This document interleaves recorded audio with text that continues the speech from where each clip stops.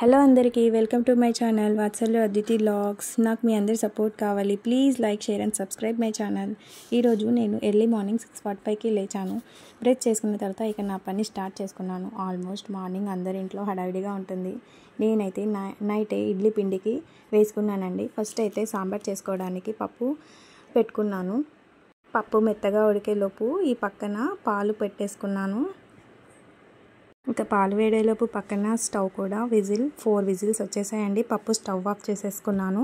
Stove off చేసేసుకొని కిందికి దించేసాను. ఈలోపు పక్కన పల్లీలు, పచ్చిమిర్చి చట్నీ కోసం బాగా వేపుకొని ఫ్రై చేసుకొని రెడీగా ఉంచుకున్నాను. ఈలోపు పాలు కూడా వేడి అయిపోయాయి. పక్కన పల్లీలు, పుట్నాలు, పచ్చిమిర్చి, అందులో కొంచెం సాల్ట్, వెల్లుల్లి వేసేసి చట్నీ వేసేసుకున్నాను. ఈలోపు పప్పు విజిల్ పోయింది. చేసి చూశాను, పప్పు బాగానే ఉడికింది. ఇక ఈలోపు పక్కన ఆనియన్స్, టమాటా, పచ్చిమిర్చి, పచ్చిమిర్చి నేను వేయలేదు. మా పిల్లలు కొంచెం స్పైసీగా తినరు, దాని కోసం నేను పచ్చిమిర్చి వేయలేదు. సాంబార్ కోసం తాలింపు పెట్టుకున్నాను. అందులో జీలకర్ర, ఆవాలు, ఆనియన్స్, అల్లం వెల్లుల్లి పేస్ట్, ఆలు, ఇంకా దోసకాయ వేసుకున్నాను. ముక్కలు ఇలా వేయడం వల్ల, తాలింపు పెట్టుకోవడం వల్ల మనకు పచ్చకి బాగా పులుపు, కారం అనేవి బాగా తగులుతాయి. బాగుంటుందండి. కూడా ఒకసారి ఇలా ట్రై చేయండి. టమాటా వేసేసి ఇంకా లిడ్ పెట్టేసుకున్నాను. మా ఆయన లంచ్ బాక్స్ కోసం బూదలు ప్రిపేర్ చేస్తున్నాను. ఇవి నేను నైటే నానబెట్టుకుంటానండి. ఇది కనీసం 9 గంటలన్నా నానితే మనకి అవి తిన్నా కూడా మన బాడీ అనేది హీట్ చేయదు, బాగుంటుంది, కూల్గా ఉంటుంది. ఈలోపు పక్కన ముక్కలు అనేవి బాగా ఉడికిపోయాయి. అందులో పసుపు, సాంబార్ పొడి, ధనియాల పొడి, కొంచెం చింతపండు రసం, అంటే మన పులుపు రుచికి సరిపడా వేశాను. చింతపండు రసం పిండుకున్న తర్వాత దానిలో కొంచెం బెల్లం ముక్క వేస్తే సాంబార్ చాలా టేస్టీగా ఉంటుంది. ఉడిపి హోటల్ సాంబార్ టైప్ ఉంటుంది. మీరు కూడా ఒకసారి ట్రై చేయండి. ఇప్పుడు ఈ పోపు పెట్టుకున్నాం కదండి, అదంతా అందులో కుక్కర్లో వేసేసుకోవాలి. ఇప్పుడు బాయిల్ చేసేసుకొని ఒక 10 మినిట్స్ బాయిల్ చేసుకోవాలి. తర్వాత ఈలోపు పక్కన ఊదలు రెడీ అయిపోయాయి. దానిలో గంజి తీసి నేను స్ట్రెయిన్ చేసుకున్నాను. ఇది చల్లగా అయ్యాక తాగాలి. బాడీ హీట్ చేయదు, కూల్ అవుతుంది. ఈలోపు ఇడ్లీ పిండిలో సాల్ట్, సోడా అన్నీ వేసేసి ఇడ్లీ పాత్రలకి ఆయిల్ రాసేసుకొని రెడీగా ఉంచుకున్నాను. అందులో ఇడ్లీ పిండి పెట్టేసుకున్నాను. అన్నట్టు మీకు ఇడ్లీ అంటే ఇష్టమేనా? నాకైతే చాలా ఇష్టం. ఎందుకంటే ఆయిలీ ఫుడ్ కాదు, అంత ఆయిల్ ఉండదు, హెల్తీ కూడా. మినప్పప్పు అంటే హెల్దీ కదా. ఈలోపు పక్కన బార్ల గంజి రెడీ చేసుకున్నానండి. తర్వాత ఇడ్లీలు కూడా రెడీ అయిపోయాయి. ఇక మా పాపని రెడీ చేసి స్కూల్కి పంపించాలండి. అదే పెద్ద టాస్క్ నాకు. అయిన లంచ్ బాక్స్ కోసం చింతపండు పచ్చడి కూడా చేశాను. తనని రెడీ చేయడం కంటే తినిపించడానికి మనం చేసే వేషాలు ఉంటాయి చూడండి, అలా ప్రాణం తోకకొస్తుంది. ఎనీవేస్, మా పాప అయితే రెడీ అయిపోయింది. బాయ్ చెప్తూ వెళ్తుందండి.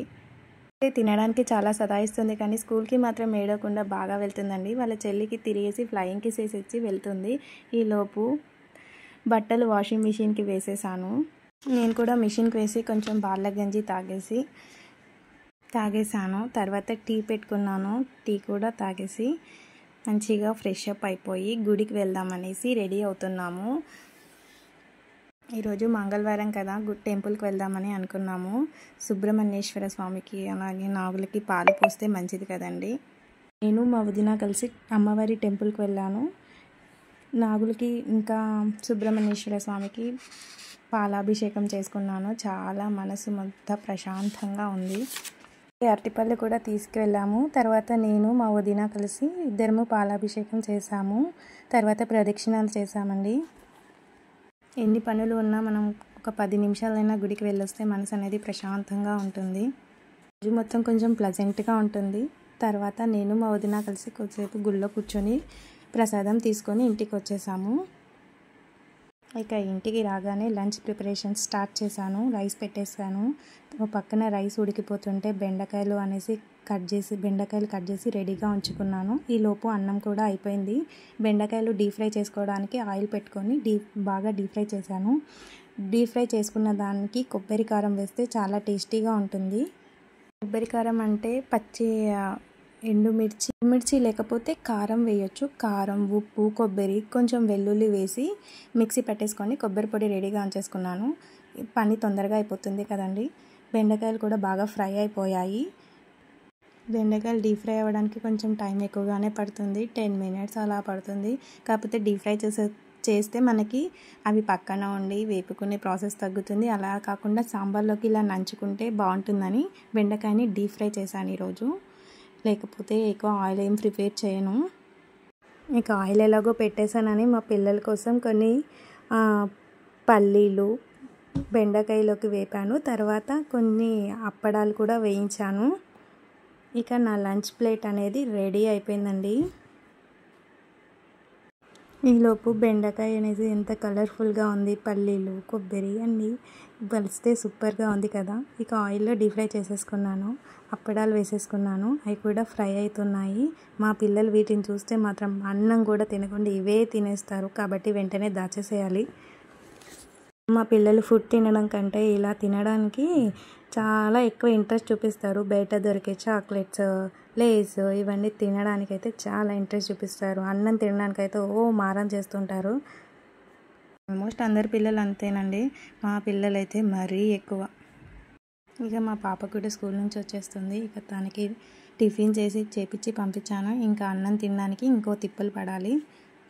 ఇవైతే వెంటనే మా పాప రాకముందే ఒక బాక్స్లో వేసేసి దాచిపెట్టాలండి, లేకపోతే అన్నం తినకుండా ఇవే తింటానని గోల చేస్తుంది. ఈలోపు నా లంచ్ ప్లేట్ కూడా రెడీ అయిపోయింది. అన్నీ ప్లేట్లోకి సర్వ్ చేసుకున్నాను, అన్నం ఇంకా సాంబార్ అన్నీ. నా లంచ్ ప్లేట్ రెడీ